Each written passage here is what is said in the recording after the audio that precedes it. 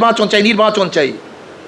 শেখ হাসিনা সেখানে বসে বলতেছে নির্বাচন চাই, নির্বাচন চাই। আমরাও তো নির্বাচন চাই, কিন্তু আমরা নিরপেক্ষ নির্বাচন চাই, গ্রহণযোগ্য নির্বাচন চাই, সুষ্ঠু নির্বাচন চাই, সবার অংশগ্রহণমূলক নির্বাচন চাই। আমরা কোনো দখলদারি নির্বাচন চাই না। আর এই দখলদারি নির্বাচনকে বন্ধ করার জন্য প্রয়োজন হলো সংস্কার। আজকে প্রশাসন সংস্কার হয় নাই, এমনকি নির্বাচন কমিশনের উপরে যদি মানুষের সন্দেহ থাকে, প্রশ্নবিদ্ধ নির্বাচন কমিশনের মাধ্যমে গ্রহণযোগ্য নির্বাচন হতে পারে না। কাজে আগে সংস্কার হবে, তারপর নির্বাচন হবে। এর জন্য আমাদের সতর্ক থাকতে হবে। যদি দিল্লির মত অনুযায়ী কারা আন্দোলনের সূচনা করে, তাহলে বাংলাদেশের মানুষ একত্রিত হয়ে ওদের দাঁত ভাঙ্গা জবাব দেবে ইনশাআল্লাহ। এনজিওদের সাথে কানেকশন ক্যালকাটার সাথে, আমি আগেই বলেছি, আপনারা শুনেছেন, আমি বাইতুল মোকাররমের বক্তব্য বলেছি। এই এনজিওদের সাথে সম্পর্ক হলো ক্যালকাটার সাথে। এদের সাথে আমাদের দেশের কোনো সম্পর্ক নেই।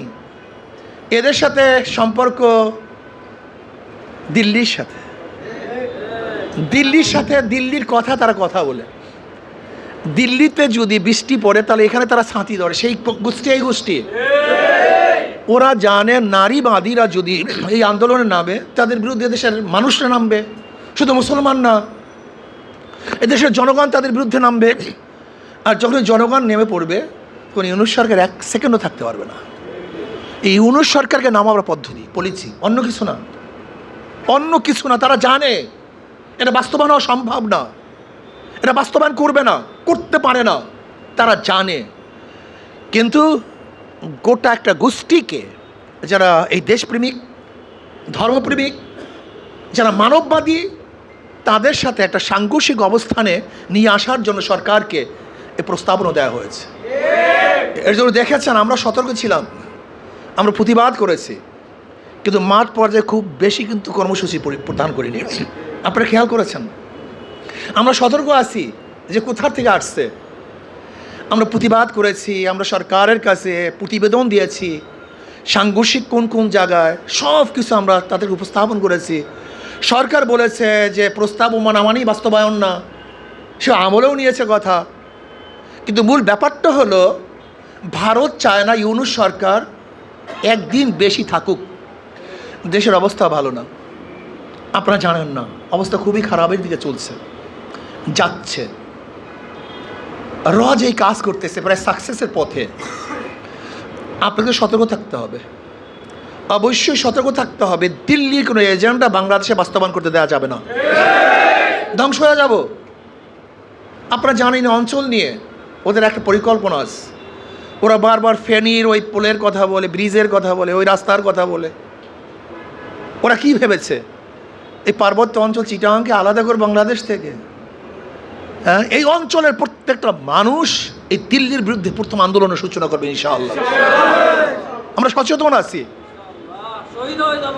শোনেন, আজকে ভারতের দালালদেরকে বলবো, যারা দিল্লির মুখে মুখ মিশিয়ে কথা বলেন, দিল্লির চিন্তা প্রকাশ করেন, দিল্লির স্লোগানে স্লোগান দেন, দিল্লির প্রেসক্রিপশন অনুযায়ী রাজনীতি করেন, বাংলাদেশের জনগণ আপনাদেরকে চিহ্নিত করেছে। দিল্লির কোনো দাদা এবং গোলামদেরকে এদেশে রাজনীতি করতে দেওয়া হবে না ইনশাআল্লাহ, হবে না। এদেশের জনগণ মানবে না, মানতে পারে না। এক ফ্যাসিস্টকে তাড়িয়ে আর এক ফ্যাসিস্টকে ক্ষমতায় বসাবার জন্য দেশের মানুষ আন্দোলন করে নেই। এক ডাকাত, চোর, লুচ্চা, গুন্ডা, বদমাশ এবং এক চাঁদাবাজকে সরিয়ে আর এক চাঁদাবাজকে ক্ষমতায় বসাবার জন্য জীবনের মায়া ত্যাগ করে রাস্তায় ঝাঁপিয়ে পড়ি নেই। রাস্তায় ঝাঁপিয়ে পড়েছিলাম এই মানুষের মুক্তির জন্য, এই মানুষকে আজাদ করার জন্য, স্বাধীন করার জন্য, তাদের অধিকারকে বাস্তবায়ন করার জন্য। আজকে যারা সংস্কারের বাহিরে শুধু